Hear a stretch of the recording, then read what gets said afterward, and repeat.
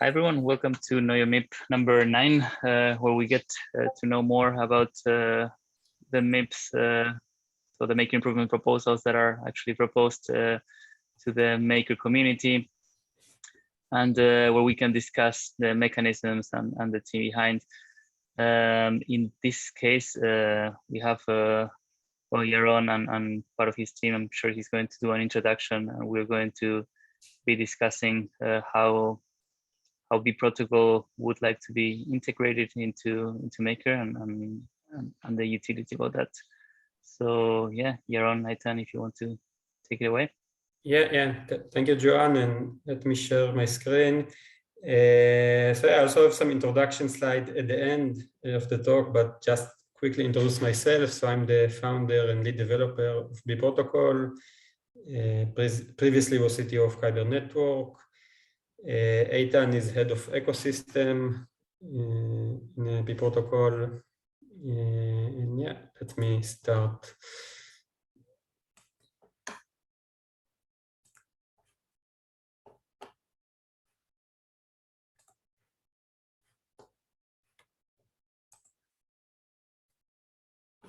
Okay, so this MIPS is for collateral onboarding, but it's basically still declaration of intent, meaning, this proposal is only to see if the DAO really wish for us to move forward with this road. So yeah, so what is the problem? Not only in MakerDAO, in all of DeFi lending platforms, is that they have still very high liquidation ratios. So you might say you want to encourage conservative users, and maybe there is this misconception that a low liquidation ratio, is only like for the degens and reckless people. However, the fact is that if the liquidation ratio is lower, then users will actually get liquidated less. Meaning the actual high liquidation ratio actually makes life harder for the user because he has to maintain, highly over collateralized positions. So just to discuss numbers, right? So right now, most of the liquidation ratios in Maker are in the order of 150%. Meaning that, like a conservative user will typically be at the order of 200% of collateral ratio, meaning that he has $1 debt, you'll have to have at least $2 collateral.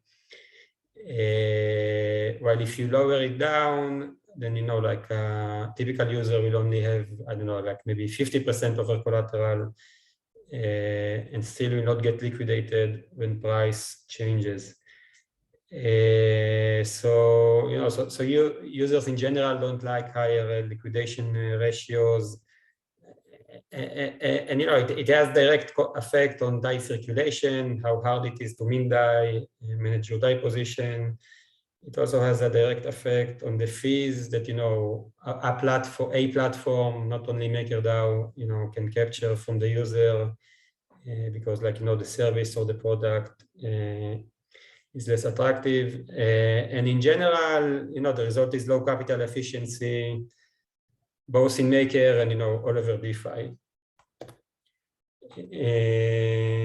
Okay. So now, why liquidation ratios are still so high in DeFi in general? So the original ratios were set somewhere in 2018, 19. Where DeFi was highly illiquid. These days, DeFi is very liquid. However, a big part of the liquidity is in constant product automated market makers such as SushiSwap or Uniswap V3. And this is just a snapshot from today. So if you go to SushiSwap, they have $260 million of liquidity. But practically you cannot even make a $10 million trade with a decent slippage.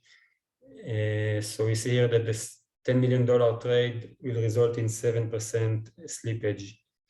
Okay, so SushiSwap is not the only one, of course. You have other markets, and you can go from USDC to DAI, etc., etc. But you know, the same assumption holds that automated market makers, you know, have very low capital efficiency.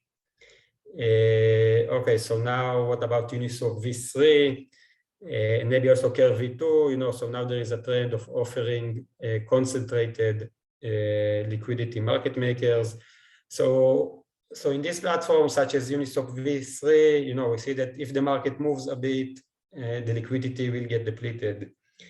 And you know, whenever you have many liquidations, but you know, like by definition almost, this is when market moves, or maybe the other way around, right? I mean, market moves, so you have a lot of liquidations. And when this happens on V3, you know, liquidity on V3 immediately gets depleted. So, you know, here, for those of you who are not familiar, you know, we see the graph of liquidity in a Uniswap ETH-DAI pair. And, you know, we can see, you know, like the high spikes around current price, but it's not clear what will happen, or actually, no, based on the past experience, it is clear what will happen when price move, you know, at least temporarily it will get depleted, and then, you know, it really depends on how quickly liquidity providers will set up their new orders. And typically when market moves fast, you know, they are reluctant to put limit orders or, you know, to put any liquidity there. Okay, so because, you know, so you cannot take it directly from existing decentralized exchanges. So yeah, like the best practices today is to keep some network of bots and keepers. You know, so you encourage them because you give them some incentive. Some even have, you know, some, you know, maybe liquidators and keepers who are on the project payroll. And, you know, like byproducts of these, some of them are not committed, you know, the one who are just there, you know, like to take the easy liquidations, but not the hard ones. It gives rise to a lot of MEV. And in terms of, you know, like transparency, you know, so if you have like a project like Aave or others, you know, that might have some liquidators, you know, might have some agreements with the liquidators, etc. Typically, these things are non-transparent. And now if you go to the DAO and, you know, you ask the DAO to make some decision based on some risk analysis, while these agreements are non-transparent, and, you know, even if they were transparent, right? I mean, in this world, we try to minimize dependency on, you know, like signed agreements. So, but given this non-transparent, you know, settlements, how exactly can a DAO make, you know, like a transparent or educated decision, you know, on risk parameters in the protocol? Okay, so but do people really need, or, you know, users really want higher liquidation ratios?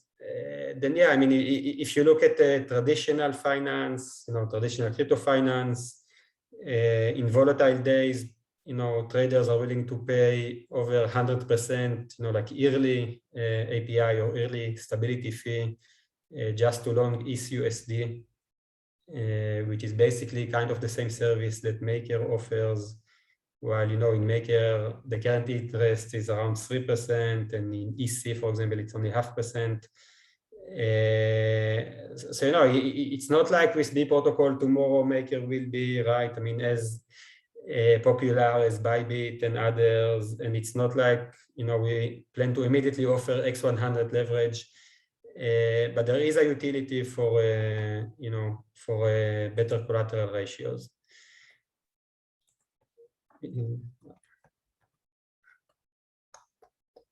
Yeah, okay, so like to recap, you know, like the first part of the presentation, so, you know, liquidation ratios, I think should be and can be improved in DeFi. There is a demand for it. There is, you know, like a market for it and ability to get higher fees from it. Okay, so what is the solution that we propose? So we propose user-based backstop AMM, which is, so we use the AMM term, although it's not really automated market maker, it's more something that handles liquidations. So in this setup, users pool funds toward liquidations, and in DAI example, in MakerDAO it will be DAI. So there will be a pool of DAI aggregated by user deposits. Now, whenever there is a liquidation, instead of using Uniswap or Sushi-like formulas, they will just be willing to absorb any amount, depending, up to their inventory size with a fixed slippage, for example, with 5% discount. Meaning that, if you go back to the Uniswap example, sorry, the SushiSwap example, where right now SushiSwap with $200 million of liquidity cannot handle even $10 million, like in one shot. So here with $200 million, we will be able to absorb, the entire $200 million amount. So the certainty is much higher, capital efficiency is much higher. Okay, so like taking the liquidation is the easy part, but now, users deposited the DAI, now they have ETH or, whatever collateral we have there, ETH or WBTC, but now the novel part from technological perspective is how to sell this ETH back to DAI. So here we present a new algorithm. So we have ETH now, and we need to price it, according to the formula. So here we built on top of a Curve Finance stable swap invariant, although our trade is not really stable swap, right? It's, for example, DAI to ETH, but we use a price feed in order to normalize all the inventory values. And then what is nice about Curve formula is that, it offers different slippage with respect to how imbalanced you are. So here, if you have a lot of ETH, meaning we are very anxious to get rid of this ETH, so we'll offer a higher discount, over the market price, and we'll try to get rid of it faster. Whereas if we have like only 1 or 2 or 5% imbalance, we will try to sell at market price. So this is completely automated formula governed by a smart contract. And this is like the main novelty, of our system.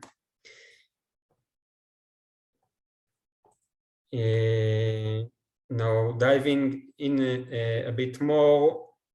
So the rebalance is one, like one concern of the user, how to automatically rebalance. And we are the first ones who offer a solution here. Another concern is, how much liquidations are there anyway, what kind of APY I can get for depositing. So, in the real markets, in Binance Futures, BitMEX, there's quite nice yield, there are many liquidations. And this is big, but, this is because they are still very much ahead of DeFi, right? But if DeFi eventually would go there, so there will be nice yields. However, to start with, so what we offer is actually to put, like the idle funds in some protocol that offer interest rate. And I think, like initially for Maker, it would be easiest to put it in the DSR, which is, like a Maker component module that offer very low, almost zero interest rate at this moment. But, in the future, it might offer more. Obviously, initially, we will subsidize it a lot with B.Protocol. So there will be some yield.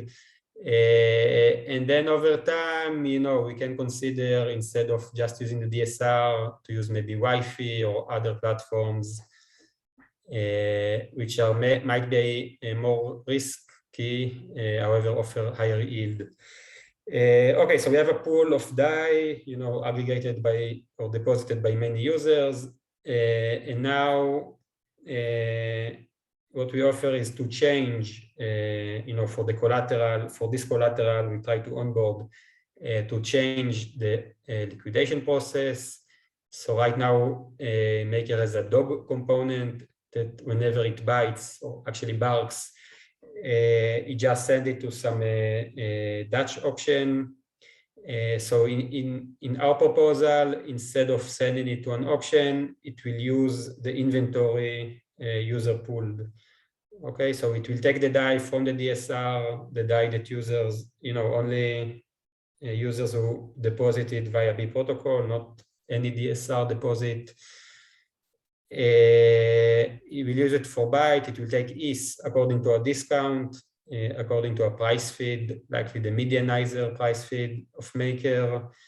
And now there is ETH instead of DAI, and the rebalance algorithm, the curve formula we adapt will just sell this ETH on the market, and it will eventually get deposited back again to the idle module. Everything is done automatically, without any human or even bot intervention. So fully automated, fully decentralized. Yaron, I'm guessing that the user can actually see their I don't know, the share of the pool remains the same, but then the DAI would increase as the liquidity gets, or as there's some liquidations. So you would see your DAI go up with time, right? Yeah. I mean, like the expected or the desired behavior, is it like your DAI, your share will remain the same, but amount of DAI will go higher. But yeah, actually, I see there's a question from Frank. So okay, so there are risks here. I mean, so we have, so let's say we did the liquidation with 10% or 5% discount. It could be that by the time we sell it, market will continue going down. I will share some simulation results. So we did simulations. So yeah, it could happen, and there is risk here. But there's no profit without risk. It is important to note that this risk is for the users who provided liquidity, not necessarily for the Maker protocol, right? No, okay, so that's actually very different from, okay, so that's how we rebalance. There's no guarantee that price will not move.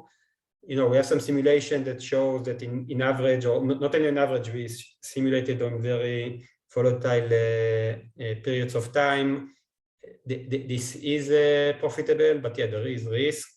But again, for the liquidity providers, not for the protocol itself. Now to answer paper question, so if you just raise the liquidation penalty, then again, you arguably give more incentive to the keepers, right? But still, you don't know. I mean, take Black Thursday as an example. So, part of it was because, the system was very complex, but part of it, you had like $10 million incentive to liquidate, and people still liquidated with zero, someone liquidated with zero price. So again, things are very different with the liquidation 2.0, but it's still to show that, if you have only keepers,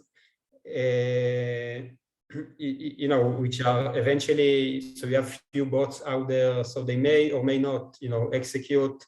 But it's even worse than that, because okay, so Uniswap, if you take SushiSwap, so I showed 7% slippage for $10 million. So you can say, okay, let's put 10% penalty. But this doesn't scale well, right? I mean, so if you have now $50 million of liquidations, it will roughly scale proportionally. So this doesn't scale. I mean, DeFi liquidity doesn't scale because it relies on automated market makers.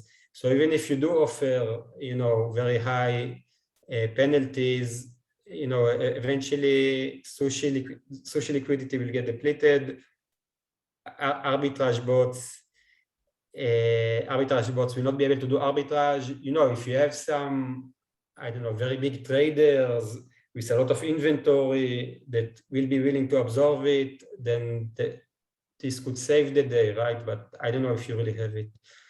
And Yaron, maybe just to mention that, you know, taking liquidation penalties, you know, higher is a bad, in a way, user experience for most maker users. So yeah. So also bad user experience. Also for the long run, it will actually it will actually you know, it's kind of defeat the purpose of having you know, eventually we really want to go with higher with better liquidation ratio, right? So you know, so making the liquidation penalty higher really gives, you know, like upper bound on the liquidation ratio you can put. So okay, plan next, instead of testing it, so I will show some simulation results. We are also live with similar system outside MakerDAO. I will touch it later. Yeah, so to answer Primo's decision question, so first of all, you know, the 110, it's still not final, you know, it's not really the actual number we propose, it's declaration of intent, and you know, like the idea is to discuss it with the relevant team if the proposal goes through. But yeah, so like there was some discussion on the forum with Kurt and also Tal Banet from the protocol engineering team. So it really depends, you know, like for example, if we start with 120, 130, then yeah, so the byte could still be according to the, or the bar could still be according to the OSM price, and only the rebalance can be according to the medianizer, for example. So, you know, this will, so it will probably not allow us to go to 105 or 110, but definitely should be good enough for 120 or 130 for WBTC, for example. Also the idea, okay, this might also answer partly to Planet X question is, you know, when to really start small as an experiment with very low ceiling. But yeah, also, again, I will touch and, you know, explain the simulations we did. But eventually, you know, if we do have $1 million buffer, for example, you know, so up to maybe smart contract bugs, there's no doubt that, you know, we can liquidate $1 million. And then, you know, what should we put to the test is actually the rebalance process. And there are ways, you know, so I also have a slide on how to mitigate. Okay, let's say the rebalance process didn't went as well as we expected. So we can mitigate also that. Yeah, okay, let me read another question.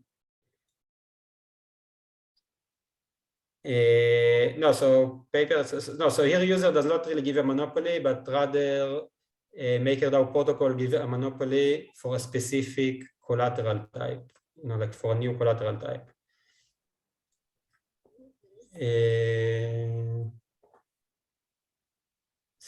So user give yeah, so Paper Imperium is asking if the correct way to think about this is that the user gives B.Protocol a monopoly on any liquidation of their vault. That's not what I understood. What I got is that you're participating in open liquidations, right? No. So the idea is, you know, so as opposed to everyone in the V2, so, you know, this collateral will have a monopoly. So in this collateral, B.Protocol will have a monopoly. So yeah, user that will use this collateral will give a monopoly for the liquidations. Of course, you know, like as a fail-safe measure, you know, if the buffer gets depleted, then it can go to the standard liquidation process.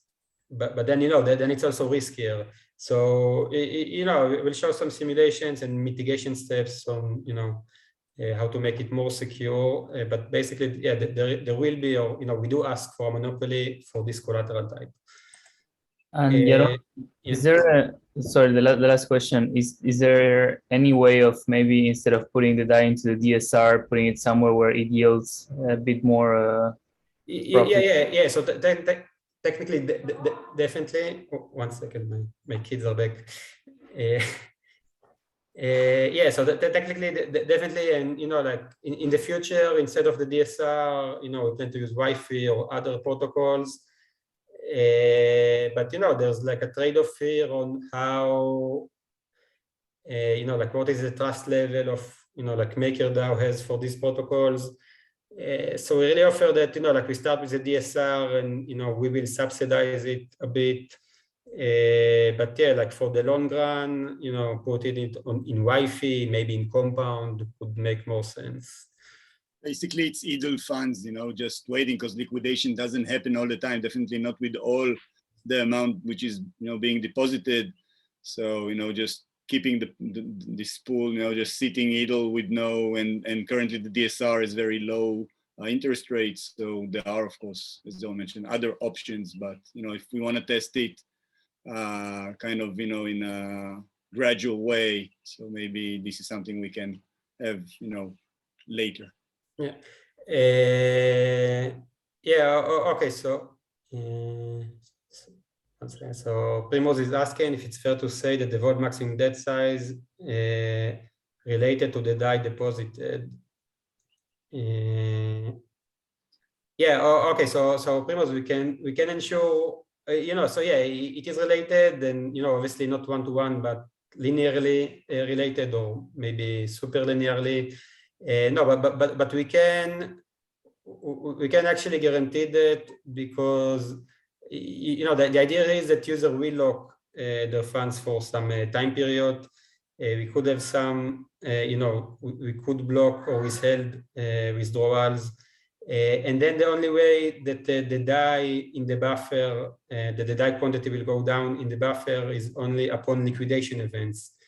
Now, by definition, a liquidation event will also decrease the total DAI debt for this collateral. And then you can also have that, during this liquidation, we will, so this is one way, or one thing to consider, that during this liquidation, the ceiling will be automatically reduced for this collateral. So, let's say we had $10 million as ceiling, now we have $1 million of collateral. So we have $1 million of debt that was liquidated. So we can put it in the system that, now the ceiling will be down by $1 million. And until it gets rebalanced, no more withdrawals, no more borrows are allowed on the DAI side. I actually have one question, because I'm not sure if I'm understanding this correctly. So your service basically consists of two, or you should say this Backstop Keeper basically consists of two types of services. So you kind of guarantee there are funds available for liquidating this debt, but you also have this B.Protocol AMM, which is good because it has this high amplification coefficient, and it allows max minimum slippage when you liquidate it. But just to be sure, like, these are two separate entities or pools within the protocol. Yeah, you mean so yeah, so like we have like 4 modules. So yeah, so what, oh, 1 second, let me close the door. Yeah, sorry for that. So yeah, like conceptually, like we offer one holistic system, but yeah, there's one component which is the idle component, which pulls the user funds, and then yeah, another component will rebalance and will deposit it back to the idle fund, funds. So but this rebalance, this only rely on liquidity on BAMM. No. So the rebalance is actually the BMM, or no? Okay, so this might be confusing. No, not at all. So users deposit their DAI here, okay, and basically, you can see the BAMM as this, all 4 components, right? So let's say user put 10 million of DAI here, and now you have $1 million, 1 million DAI liquidation. So the DAI is taken, by the Maker protocol from here and gives ETH to the rebalance component. Now this ETH will be sold in the open market, not in the BAMM. Okay, so like the high capital efficiency is Okay. here Okay. because we Yeah, just okay. give you as much DAI as you want, according to some fixed slippage. Now I see. At first, I thought you're building special liquidity pools that were, reassured lowest and so on. Not just from technical perspective, but also from liquidity. That's why I asked you, should the depth size be related to the liquidity of this BMM? But now I see it's only but the depth size should be related to the size of this idle component, right? Sure. Yeah. Okay. Yeah. So this we sell on the. I mean, this will just offer it for sale in the open market. Yeah. So okay. So some simulations we did, and yeah. Sorry, I have a question. So basically, you guys are providing stability pool as a service for Maker, right? That's kind of like the thing the integration you had with Liquidity, where you use the stability pool to get Ether when through liquidations, and then you're using, let's say, Carve or Uniswap V3 to swap it back to more DAI and feed it back to your stability pool. So instead of getting ETH, you get more DAI. Is that kind of what's going on? Yeah, definitely. So I was not sure I was allowed to mention that, this name here, but yeah, definitely. I mean, so it's something very similar to what we do with Liquidity. Only Liquidity already has this notion of stability pool. Also, Liquidity originally, or without us, it's not really end-to-end, like a closed system because. But yeah, what we offer in Liquidity is a closed system, and this is exactly the same concept how we try to offer, to other platforms. Yeah, exactly. Cool. And you incentivize folks to deposit LUSD or DAI by giving them, I guess, B.Protocol tokens. Is that right? No, so technically now in LUSD, the incentive actually comes from Liquidity, but yeah, like for Maker, like initially to Bootstrap, we will give, token incentive. Over time, we hope to, over time they will have to be incentivized somehow. So, we imagine that, as DeFi scale, there will be actual profits from liquidations. As DeFi, eventually either the DSR will give higher yield, or we'll just put it in Wi-Fi or Compound. So yeah, I mean, over time, initially we will incentivize it. Over time, we see they will make actual extra profit, by depositing. So this will be the like the long-term incentive. But yeah, initially we will incentivize. It's worth reminding, that the ETH that is being seized during liquidation is discounted. You get more ETH than what, was used with the DAI. So eventually, again, if sold, market price or even lower, still will provide, benefits for the depositors. So. Yeah, okay, so Pepper has another question. Is this DICE float guaranteed to be used? Yeah. So this, so whatever is in the idle component is available always for liquidations. But now regarding the price, okay, so how do we sell it? So we can dive into the selling algorithm. So first of all, we don't buy it. We don't buy it anywhere, or we don't trigger any transactions at all. We simply offer, okay, so we have ETH for sale in return to DAI. This is our price, which is quantity based. It is encoded in the smart contract, and now everyone can buy at this price. Practically, in Liquidity, we also aggregated index aggregators. So this is just, like another order in the big DeFi order book. However, like the properties we try to guarantee is that, so we typically will sell it below market price, right? So if someone wants to buy DAI, we will typically offer the best price. But now to encourage, like big imbalance. So, the bigger the imbalance we have, the higher discount we will offer. Okay, so up to some cap, also to prevent some attacks, etc. So, like initially we'll just sell it at market price. Now, if the imbalance is very big, we'll offer it, like for example, right, with 1% discount on market price, and it could go all the way up to 4% discount if the imbalance is very big. Technically, again, there's no guarantee for profit here, but simulations were very promising. And also, and this is also why we require, like a monopoly, is that, many of the liquidations will not be, like in extreme market conditions. So eventually the good liquidations, should compensate on the hard, on those that were harder to do.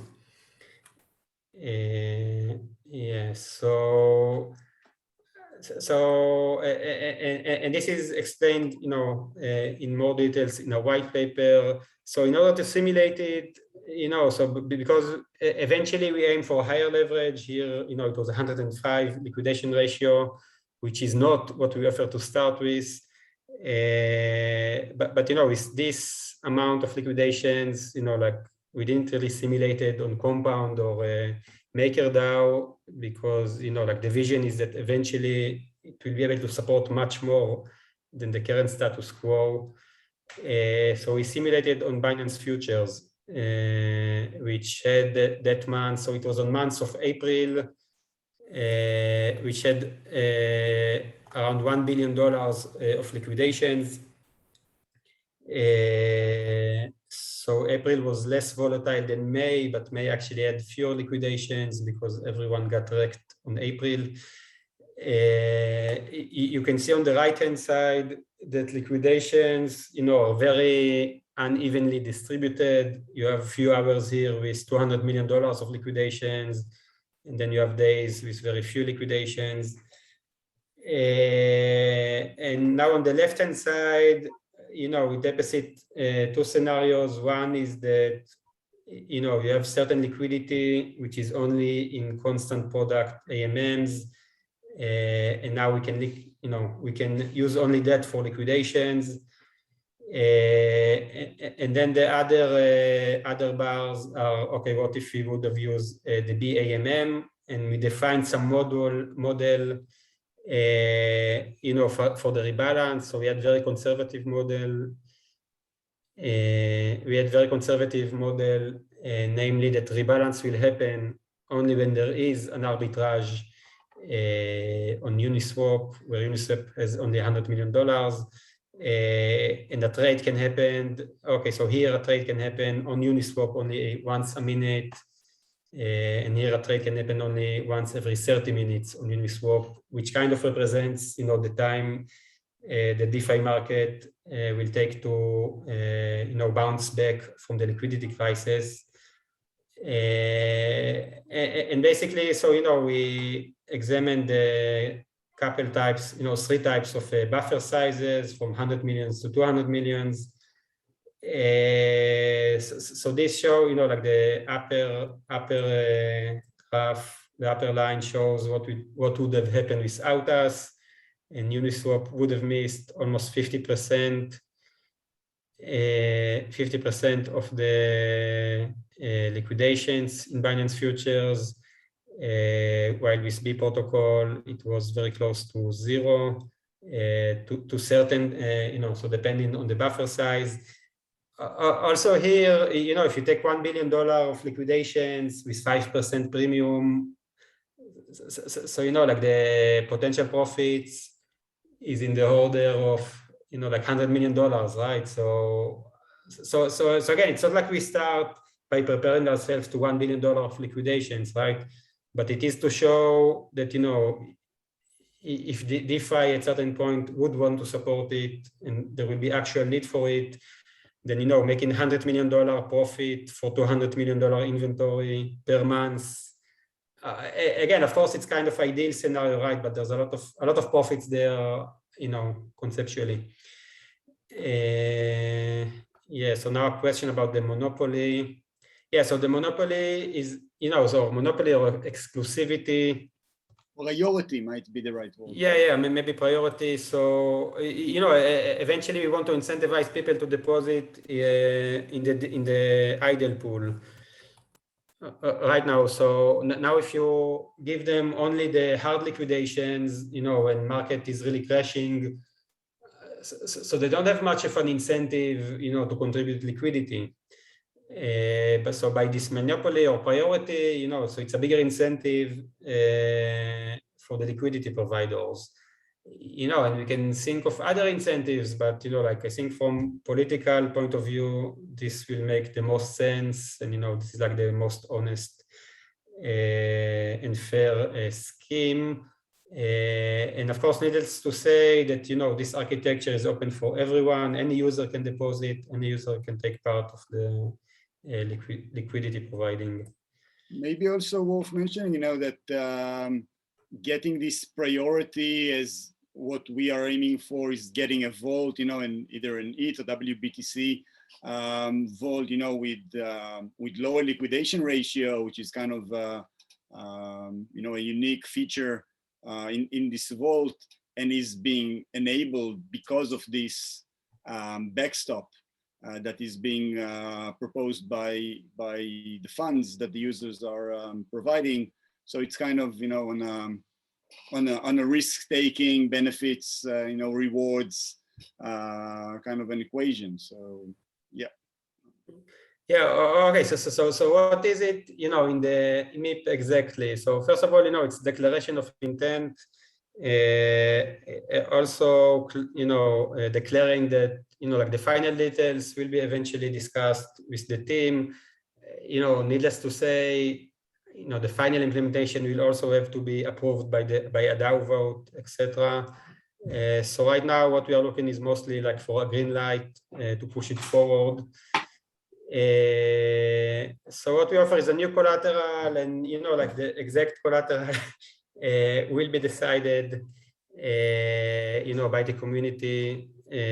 But like for example, it could be another kind of wrapped Bitcoin, WBTC-B, another kind of ETH, or any other like collateral the community may wish. Okay, so it's a new collateral with better liquidation ratio. It will have higher stability fee, right? So it can be seen as like a so allegedly there will be extra risk because of the liquidation ratio, although we believe it's quite secure, but the stability fee should compensate for it, and for the long run will be another source of revenue. We have to start with a low debt ceiling. And just to experiment with it, see how it goes. And yeah, the BAMM, B.Protocol will be the exclusive liquidator there, or will get a priority. If it fails, it can always fall back to the current mechanism, which is quite easy to implement. However, there is risk, right? I mean, the assumption is that the current mechanism might not be able to handle such leverage, such collateral ratio. So it's not something, like a selling point, but more of like another, I don't know, like another line of defense. And yeah. Yeah, okay, so there is a question on how important the yield is.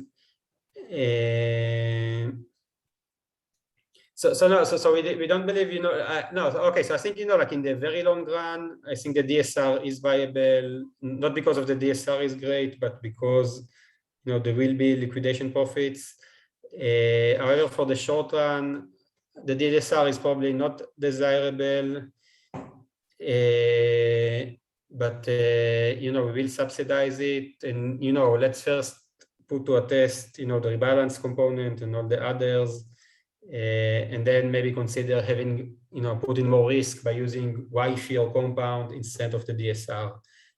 But this is something we definitely want to improve there, and also to get the community feedback.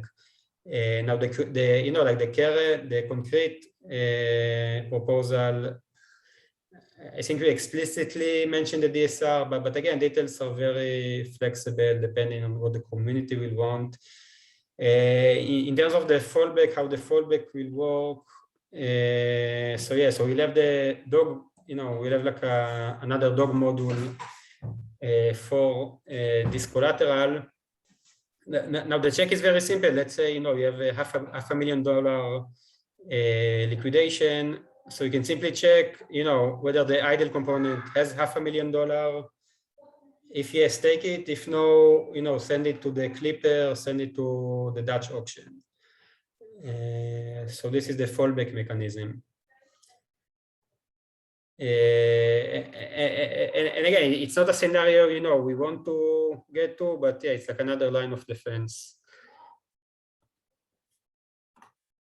Yeah, 1 second.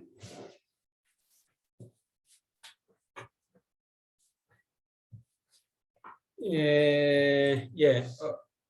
Okay, so that nothing is risk-free in life, especially when there's potential profit to be made. But it is important, like to understand and like to properly categorize what is like a user, like liquidity provider risk, and what is like a MakerDAO protocol risk. Right, so the user might, the liquidity provider who deposits and then it goes to the DSR might have trading loss, which is fine. The Oracle might go crazy, which will result with another, trading loss. But like on the face of it, these people they are compensated. So it's a user risk. However, it's not really like it's not fully quarantined or separated from the protocol risk, because eventually like the risk from the MakerDAO point of view is that because of trading losses, the idle component, the liquidity pool will get smaller.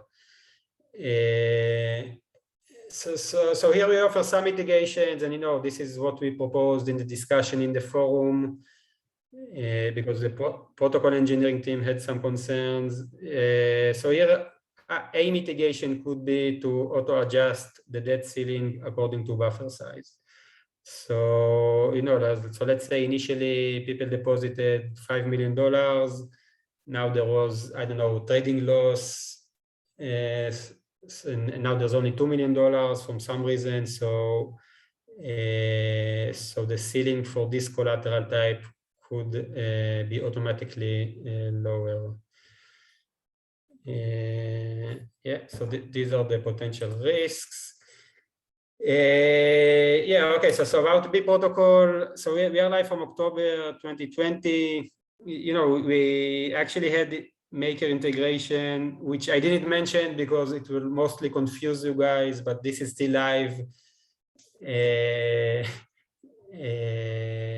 Okay, but so initially in B.Protocol in our V1, we try to encourage professional liquidators and got around $270 million TVL at peak.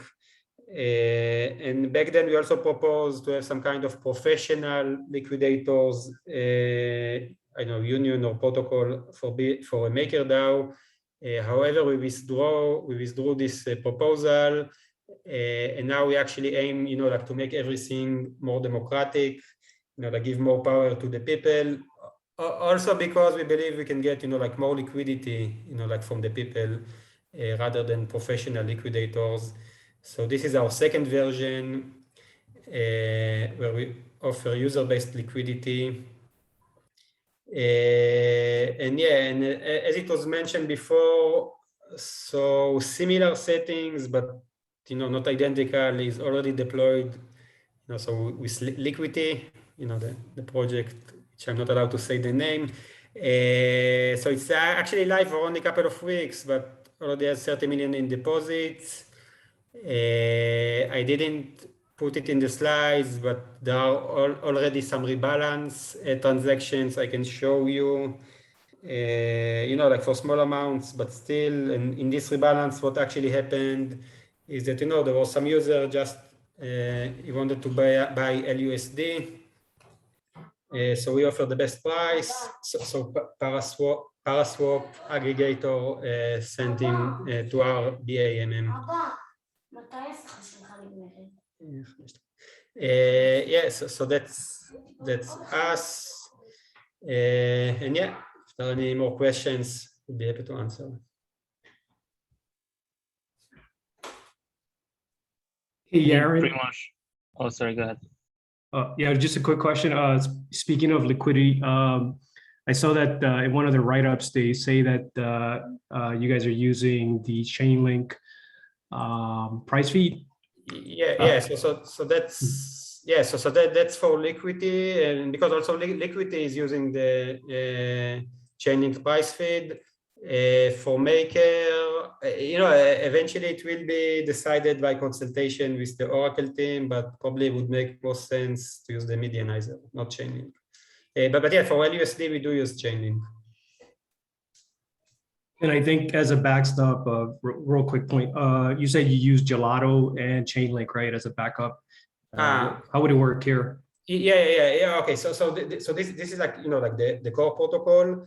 And now there's like the periphery, right? So like the core protocol, we just offer it for sale, and we offer a certain discount, and this discount gets bigger as the as the imbalance gets bigger. So what we do, we actually deploying keepers by Gelato and by Chainlink. They just say that if the discount is so big that there is an arbitrage already with Uniswap or whatever, so they just execute the arbitrage. So it's another safety measure. It's very likely that arbitrage bots will do it much sooner than them, right? But it's another safety measure. That's more like in the periphery, not like like part of the core protocol. But yeah, it's definitely something we will do also here. It's another service that Chainlink is offering. It's not an Oracle. It's their new keeper services that they just launched. Yeah. And again, it's not really the core of everything, and it's very likely that arbitrage bots will take it much before they do. But like as another safety measure, so we also use that.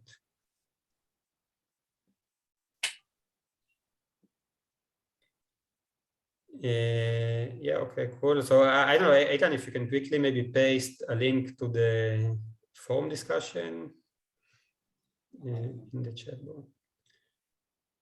Yaron, regarding the next steps, are you guys planning on going into this next cycle, or are you planning on waiting a bit more for comments? No. So the vote is already live. I think it got already 7,000 MKR in favor. No. So we are in the current cycle. Okay. Also another thing I'm not sure I mentioned, but obviously all the development is on our side. But some consultation with the core units will be needed. But development, we will push the development and everything, and implement the development.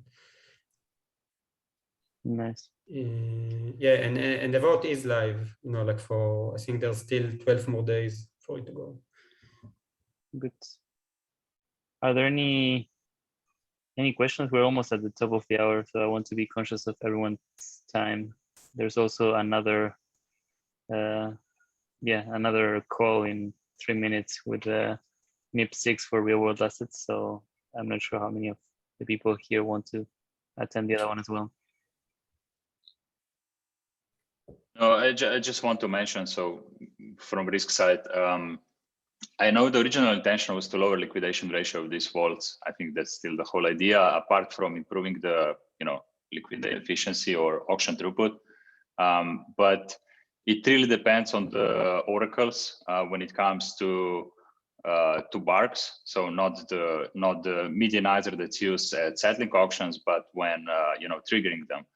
And this is something you guys would probably need to discuss with Oracle team, because if Oracle prefers to use so the delayed price, the 1 hour delayed OSM, this is like a problem if you want to start with, and I think you actually addressed this earlier in the call.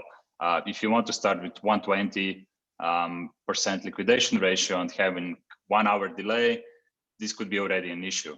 Maybe not as much for Bitcoin because it's less volatile, but yeah, ideally, if we'd use medianizer, even for for triggering auctions, this would be much more smoother, much more efficient.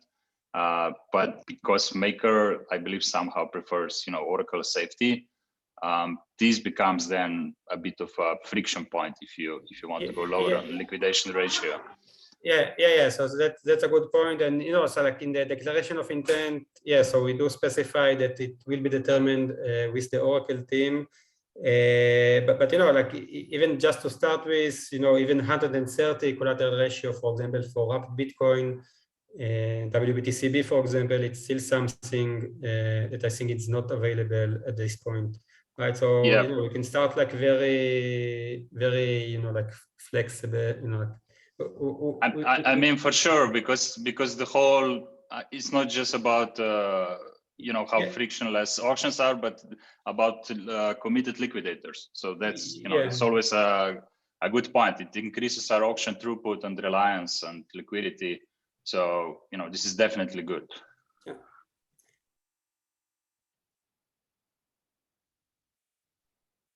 Nice.